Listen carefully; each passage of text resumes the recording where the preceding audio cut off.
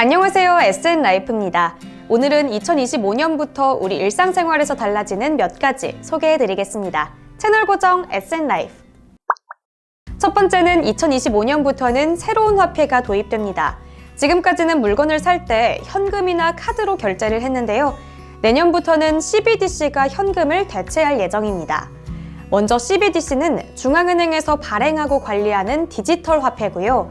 현재 일반 시민을 상대로 KB국민은행, 신한은행, 그리고 우리은행 등 총 9개의 은행을 통해 테스트가 진행 중이라고 합니다.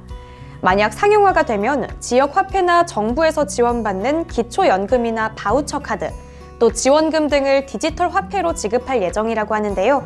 그럼 거래는 대체 어떻게 하는 건지 궁금하실 것 같습니다.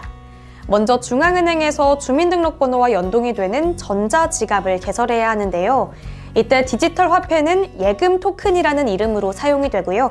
삼성페이나 카카오페이처럼 휴대폰으로 모든 결제가 가능합니다.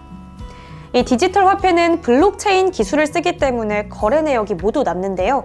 이 부분에서 장단점이 나뉩니다. 먼저 장점은 보이스피싱 범죄나 여러 금융 범죄를 줄이는 데 큰 도움이 될 수 있다고 하고요. 단점은 당국이 개인의 모든 거래 내역을 확인할 수 있다는 점인데 이 부분에 대해서 걱정하는 분들이 많습니다. 두 번째로 달라지는 점은 공공 와이파이가 사라진다는 것인데요. 원래는 지하철 같은 공공장소에서 무료로 와이파이를 사용할 수 있었잖아요. 저도 이 와이파이를 정말 많이 사용하면서 편리함도 많이 느꼈습니다. 하지만 통신비 절감 정책으로 정부 예산이 중단됩니다. 그럼 이 유지 비용을 통신사와 지자체가 감당을 해야 하는데 매년 비용이 만만치 않아서 사실상 서비스가 종료되는 겁니다. 이건 사실 갑작스럽게 결정된 건 아니고요. 매년 예산을 삭감하다가 결국 2025년에는 예산이 편성되지 않았습니다. 앞으로는 저소득층이나 학생들, 그리고 어르신 같은 디지털 소외계층에게 큰 불편이 생길 걸로 우려되는데요. 아쉬운 소식이지만 미리 알고 계시면 좋을 것 같습니다. 혹시 주변에 장례가 발생했거나 현재 장례 상담, 혹은 장례 비용이 걱정되신다면 영상 하단에 있는 더보기란 블로그 링크를 통해 자세히 알아보실 수 있습니다. 다음 소식은 앞으로 일본 여행 다녀오실 때 좀 더 편하게 다녀오실 수 있을 것 같습니다. 바로 일본 입국 심사가 간소화될 예정인데요. 매년 일본을 다녀오는 여행객이 많은 만큼 사전 입국 심사를 도입한다고 합니다. 출국 전에 공항에서 미리 입국 관련 서류와 지문 등을 심사하고요. 일본에 도착한 후에는 간단한 신원 확인만 거쳐서 바로 입국이 가능한 겁니다. 원래는 입국 심사대 앞에서 줄을 서서 기다린 후에 입국 심사서를 제출해야 했잖아요. 그 번거로움이 사라질 예정인 겁니다. 가까운 일본, 좀 더 편하게 여행하실 수 있겠죠? 다음으로는 드디어 우리나라에도 이게 설치됩니다. 바로 트램이라는 건데요. 트램은 쉽게 말해서 노면을 달리는 전차입니다. 한 대당 260명까지 탈 수 있고요. 출퇴근 시간대에 5분 간격으로 배차를 해서 지옥철의 피곤함도 좀 덜어줄 수 있을 것 같은데요.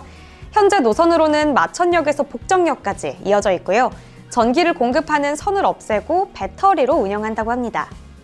이 트램에 대해서 필요성이나 안전성에 대한 우려의 목소리들도 나오고 있는데요. 교통 정체나 불편 사항을 최소화해서 내년에 등장할 예정이라고 합니다. 네 번째로는 공공심야 약국이 다시 부활한다는 소식입니다. 밤 10시에 다시 문을 열어서 새벽 1시까지 운영하는 약국을 심야 약국이라고 부르는데요. 이 심야 약국이 정말 급하게 약을 사야 할 때 많은 도움이 되더라고요. 하지만 올해에는 운영사업 예산 미확보로 시범사업으로 운영하던 많은 심야 약국들이 지원을 받지 못해서 문을 닫았었는데요. 2025년부터는 본사업으로 시행해서 지역마다 기존보다 3배 이상 더 확대된다고 합니다. 마지막으로 소개해드릴 변화는 바로 싸이월드의 부활입니다. 여러분들 다들 싸이월드 많이 하셨나요? 2000년대 중후반 큰 사랑을 받았던 싸이월드가 드디어 2025년 꽃단장을 마치고 출시된다고 하는데요. 특히 과거의 추억이 담긴 사진과 영상들을 최대한 복구해서 돌아온다고 합니다. 숨기고 싶은 흑역사도 같이 찾아보면서 재미도 느낄 수 있겠는데요. 지금까지 2025년에 일상에서 달라지는 점 몇 가지 소개해드렸는데요. 오늘 영상이 유익하셨다면 구독과 좋아요 눌러주세요. 지금까지 SN라이프였습니다. 시청해주셔서 감사합니다.